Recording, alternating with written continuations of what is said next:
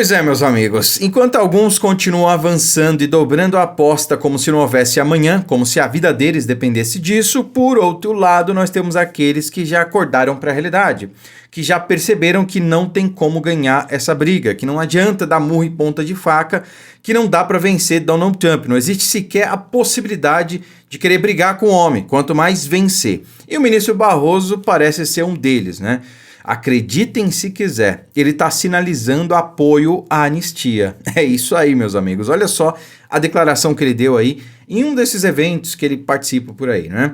Abre aspas. Do ponto de vista jurídico, a anistia antes do julgamento é uma impossibilidade, não existe.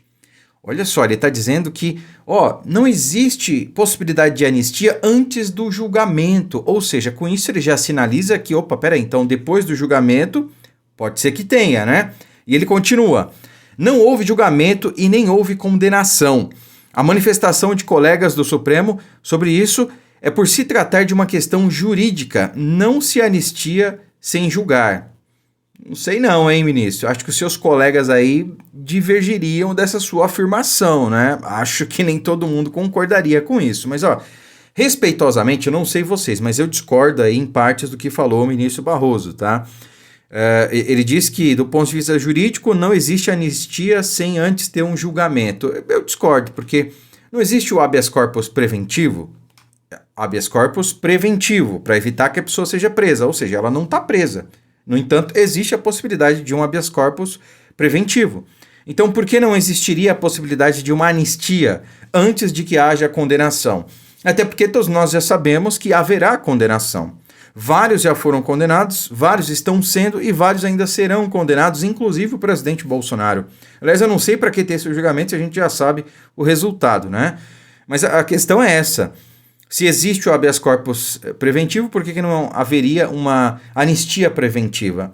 Até porque a anistia, se aprovada no Congresso, seria uma decisão dos representantes do povo. Então, você pode aprovar a qualquer momento. O que a gente não quer é que o executivo e também o judiciário se meta nessa questão, interfira no poder legislativo para barrar a anistia, né? É isso que a gente não quer. Mas vamos continuar aqui com a nota que está interessante, Depois do julgamento, passa a ser uma questão política. Questões políticas vão ser definidas pelo Congresso. Não estou dizendo que acho bom, nem que acho ruim, nem que devo fazer, nem que não deve fazer, disse o Barroso. Meus amigos, isso aqui realmente é uma clara sinalização de que ele mudou de lado, de que o Barroso sentiu, de que ele não quer entrar na mira da Lei Magnitsky, né? Parece que o trabalho de Eduardo Bolsonaro tem funcionado, né? Porque a estratégia dele é justamente essa, tá? É isolar Alexandre de Moraes. Porque imagina o seguinte, cara, imagina que as sanções viessem da mesma maneira para todos os ministros, para todo mundo, né? Sanciona o Moraes, sanciona o Barroso, o Gilmar Mendes, o Toffoli, sanciona a Carmen Lúcia, o Fachin, o Fux, sanciona todo mundo, o Gilmar Mendes e por aí vai, o Zanin, né? O Flávio Dino, todo mundo, né? Cara, eles simplesmente iam se fechar e iam aprovar sanções contra todo mundo. Ia ferrar o povo brasileiro como nada diferente do que já vem acontecendo, mas iam ainda dobrar, triplicar a aposta. Seriam 9 ministros dobrando, triplicando a aposta, e não apenas um. Agora, isolando Alexandre de Moraes, tá? Essa é a estratégia de Donald Trump, juntamente com Paulo Figueiredo e Eduardo Bolsonaro, tá? Agora, isolando Alexandre de Moraes, a estratégia é muito melhor, porque você deixa os outros ministros avisados, né? E você faz com que eles escolham se vão afundar junto com Alexandre de Moraes ou se não, se vão se salvar, tá? É uma escolha que eles vão fazer. Essa é a questão, e é o que está acontecendo. A gente está vendo aqui que o ministro Barroso está dando uma clara sinalização à anistia. Vocês enxergam da mesma forma? Coloquem aí nos comentários. Eu, pelo menos, estou enxergando assim, tá? Posso estar errado? Posso estar errado, mas é assim que vejo. E falando em anistia, falando em perda de visto, em sanções, quem perdeu recentemente aí o visto, né? A gente teve aí, noticiado pelo Paulo Figueiredo, que o ministro Lewandowski, ex-ministro do STF e atual ministro da Justiça, juntamente com Pacheco, perderam seus vistos, né? E aí tem algumas figuras irrelevantes também, como a Erika Hilton, o Felipe Neto e outros aí, né? E o pessoalzinho que anda criticando aí os Estados Unidos, mas não larga o iPhone, né? Mas nas férias tá lá na Disney, né? Esse pessoal parece que também pode perder o visto, tá? O que para mim é uma grande notícia. Seria uma hipocrisia tremenda você permitir que alguém, um estrangeiro que critica o seu país, entre no seu país, né? Não, se você tá falando mal da minha casa, eu não te quero aqui. É simples assim. Agora, falando justamente em visto, quem perdeu recentemente foi um membro do governo Lula, o ministro Padilha, tá?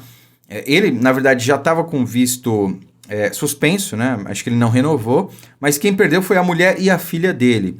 E aí o governo, não contente com isso, resolve se humilhar e implorar para os Estados Unidos liberarem o visto do Padilha.